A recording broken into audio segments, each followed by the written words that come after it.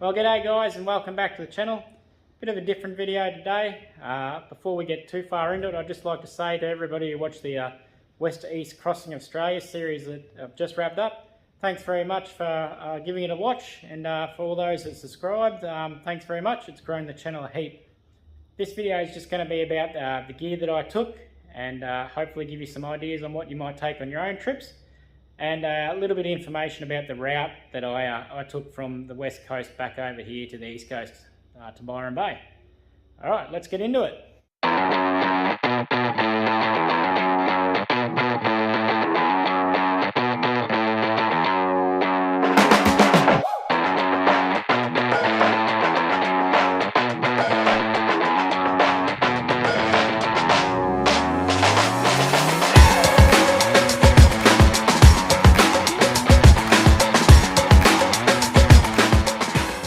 Okay, moving over to the workbench where all the gear's lined up. Now this is sort of left pannier, right pannier, and a little bit of everything in between. Anyone who's done a long trip knows your stuff moves around and doesn't necessarily stay where it started. Now, anyone who watched my first attempt at the Simpson crossing knows I had a bit of trouble with tubes. So on this trip I had 3 tubes, 1 front and 2 rears, all extra heavy duty. Tool roll with tools all specific to the Ktm690. Container I stole from the wife out of the kitchen, full of nuts, bolts, chain links, and all sorts of things that I've stolen off the bike over the years as I've modified it. Below that, moto presser. My first trip I had the smaller version of the moto presser, but didn't like it that much because it didn't have a gauge.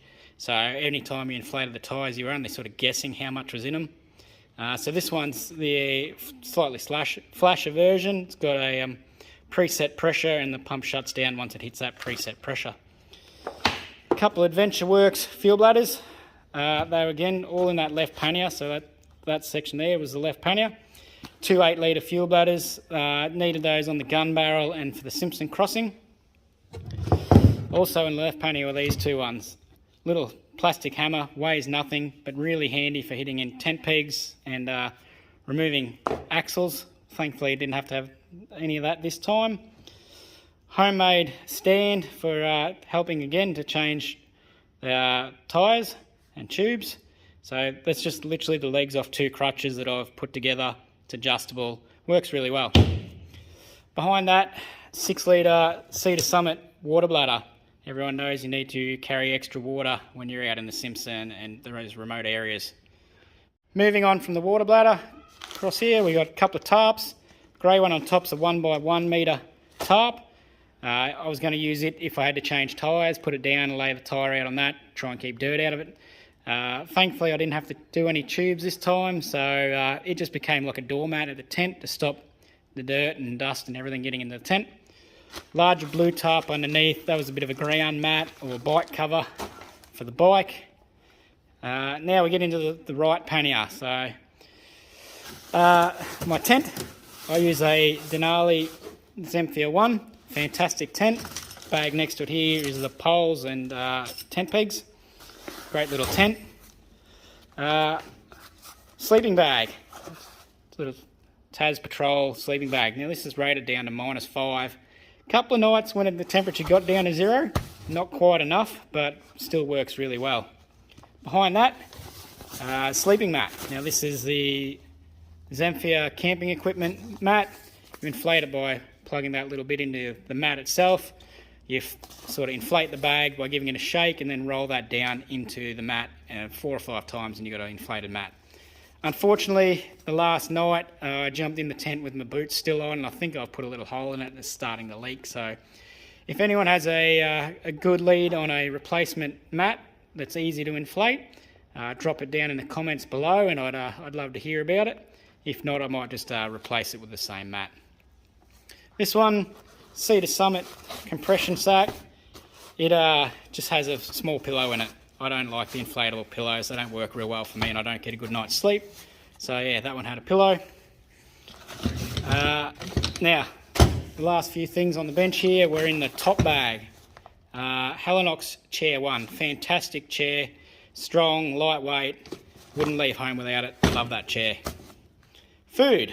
What I took for food was backcountry cuisine meals, freeze-dried meals. Not everyone likes these. I don't mind them. They don't taste great. They don't taste terrible, but certainly fill you up after a long day on the bike.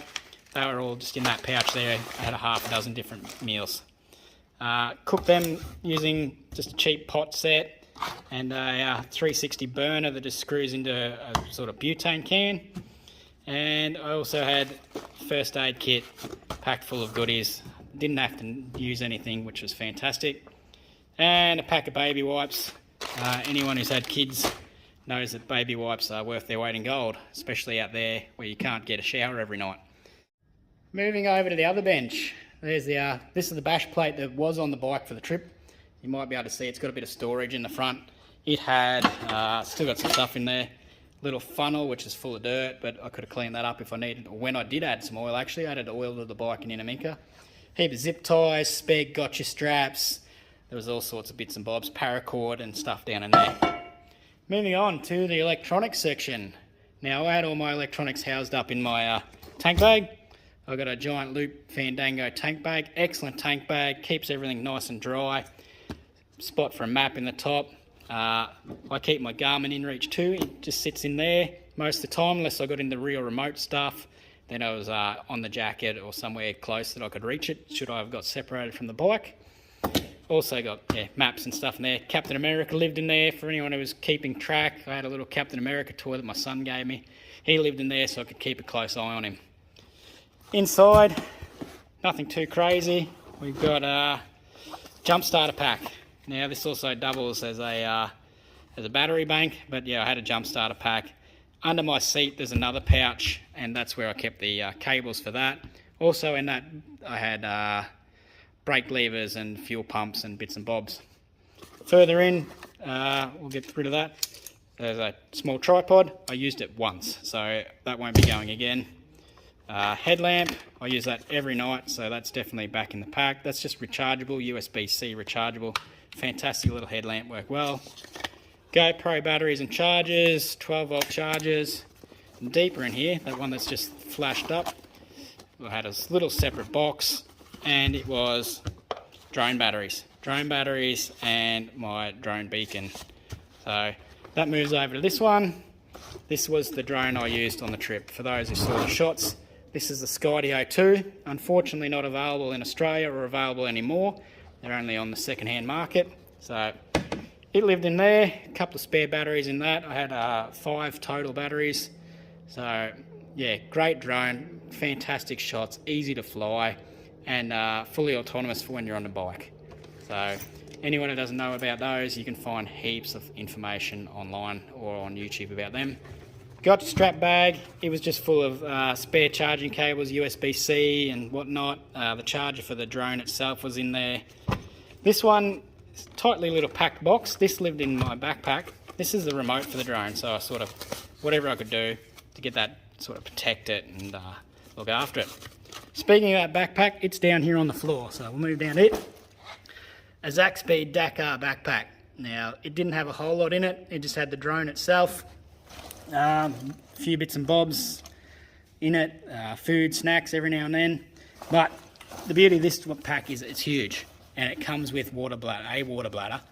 But I also have this a smaller Zaxpeed pouch that I stole a second bladder out of. So I ran 2 bladders in there, so I had a total of 6 litres of water in that, as well as that other 6-litre bladder. It'll give me 12 litres of water in total. So fantastic bag, highly rated.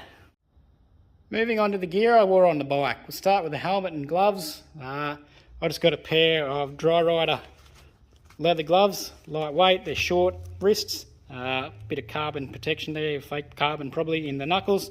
Really good gloves, kept the hands pretty warm. I did take a pair of MX gloves and I never wore them, so I find these gloves cool enough. Maybe if it was hotter, the MX gloves, they don't take up a lot of room, so they'll probably still keep coming. Just had a cheap buff that came, I think, for free when I bought some stuff once from MX store. Good for keeping the neck warm and the face and a bit of dust out of the eyes. Moving on to the helmet, I run an Aero Commander 2 helmet. She's starting a little worse for wear, so probably due for an update. You can see my Bluetooth unit, the double-sided tape for it failed on the trip, so she's been gaffer taped up. GoPro mounted on the front with a Pro Shot mount. and there's a microphone mounted inside the helmet down there. I like this helmet though because it's got a tinted visor. I took a pair of goggles on this trip and they never once come out of the bag, so this helmet's fantastic. I'll probably replace it with the same. Again, if you got any good suggestions, let me know. Drop it down in the comments. I'd be keen to hear what you've got to say about a new helmet. Over on the rack, we got the gear that I was wearing. Now, I'm a bit different to everyone else. I don't wear the heavy adventure style jackets and pants. I find them very hot. So I simply wore, straight here, pair of MX pants, Alpine Star, nothing flash, did the job fantastic. My old retro No Fear jersey, I've had this since I was a kid. I don't know why I had such a large jersey when I was a kid, because I was tiny, but I still have it. I took that and a matching one to the pants. This is a KTM branded jacket, fantastic jacket, I love it. It's not super heavy, it's got no armour or anything in it, but it is nice and warm, stops the wind, waterproof somewhat. I got rained on a fair bit, so it stopped the water. Love it because the sleeves zip off when it gets really hot, and you've got yourself a vest which goes over the top. For armour, I just run simple old style Fox armour. Love it, picked it up off a mate second hand for cheap. It's nice and strong, I feel well protected in it. It's got the chest, elbows, shoulders, the name, full back plate and kidney belt. So yeah, I really like wearing that underneath the jacket. I feel quite protected. Down here on the floor, simple pair of MX boots. I don't like the adventure boots. I don't think they're quite strong enough. So yeah, pair of Ktm690s. The old squeaky boots. Anyone who watched the videos and heard the boots squeaking knows what a pair of Ktm690s sound like. Alrighty, and here she is, the big Ktm690. Now obviously she's a bit stripped back at the moment. You see the rack there on the ground and the safari tank, they're off since the trip. I've just sat the panniers up on top to give you a bit of an idea where they were sitting and what was in what. And then yeah, I had a tank bag obviously sitting up on top. So 14 litre safari tank, fantastic for this trip. Used it pretty much all the time. Only one little fault with it when the fuel tap screwed out and nearly dropped fuel, so you can see the fuel taps down here. One of the ends of the fuel taps screwed out and dumped a heap of fuel on the ground, but yeah, bike was fantastic, ran perfectly the whole time. I did have to put about a half a litre of oil in once I got to Inaminka, but that was, yeah, nearly 10 days of riding, Simpson Desert, probably not to be expected. Bike, yeah, ran flawlessly, cannot fault it. Anyone who's a bit scared of taking a Ktm690 out remote, I wouldn't be too stressed, just do your maintenance like any other bike. As I said earlier in the video, I carry a spare fuel pump in under the seat. It's a bit of a pain if you've got to change them, but you know, it's part of any bike. Okay, moving on to the route that I took. Now, I don't use GPX files or anything like that. I've got the map up here on the wall, the map, and I use HEMA maps on my phone as an electronic version, and that helps me keep track of where I am. But yeah, for most part, road signs and paper maps are easy enough to follow out there. Now, my trip started in Perth. I shipped my bike all the way across from Brisbane to Perth with bikes only. Seamless process. I dropped the bike off in Underwood. It arrived in Perth, perfect condition, loaded, ready to go. And about a kilometre from their depot, there's a servo, so I was able to fuel up and get on my way. From Perth, I travelled up to Geraldton and then on to Billabong Roadhouse up here on day one, and it rained the whole way. So from there, we went out to Steep Point and then back across the Butcher's Track. Butcher's Track was pretty wet, down to Murchison for the night, Murchison Oasis. Fantastic spot. I had a lovely stay in a cabin there. Now, the plan was to travel straight across from Murchison to Kew. Unfortunately, with the rain, all the tracks in that area were shut, all the dirt roads, so I had to come all the way down to Mullewa and then across to Mount Magnet, and then I got up to just outside Meekatharra for the second day, crossed to Wiluna and then onto the Gun Barrel Highway. Now, easy part of the Gun Barrel Highway gets you out to Carnegie Station. Lovely night stay out at Carnegie Station. Fantastic feed from the caretakers, and got plenty of track information on the gun barrel. So day 3 was the gun barrel itself. Yeah, pretty tough day, but it was fantastic. Moving on, I went into Warburton. Couldn't get fuel in Warburton for half a day, so sat around and didn't do much before heading out to Surveyors General Corner. And then I got up almost back to the Central Road before calling it a night. From there, big day across past Ayers Rock and the Olgas and all that, and then out to the Sturt Highway, and I made it a little bit up the Sturt Highway before calling it a night. Next day was into Alice, got the bald rear tyre replaced, and spent half a day in Alice sort of getting gear and sorting myself out before, where are we? Before coming down to Chambers Pillar. Spent the night, well, came out actually from Chambers Pillar, sorry, and got to Lambert Centre before calling it a night. Had the centre of Australia to myself. And then the next day was the start of the Simpson. So down to Mount Dare, filled the bike up, water, everything I needed before heading down the start of the desert. I got to Perney Bore and called it a night because it was raining. Crossed from Perney Bore, obviously, all the way to Birdsville. And then that was the next night, Birdsville, down to Inaminka. Big day. Bit of fuel anxiety that day because I had headwinds most of the way down. It's about 500, nearly 600 kilometres. From Inaminka down and around, I got to Tibooburra. And then this is the long, boring stretch home.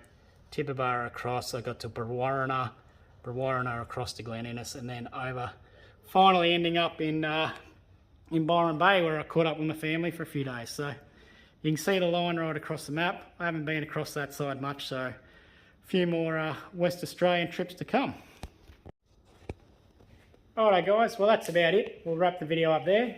Hope it's given you some ideas on what you might be able to take on your trips in the future. And yeah, catch you next time.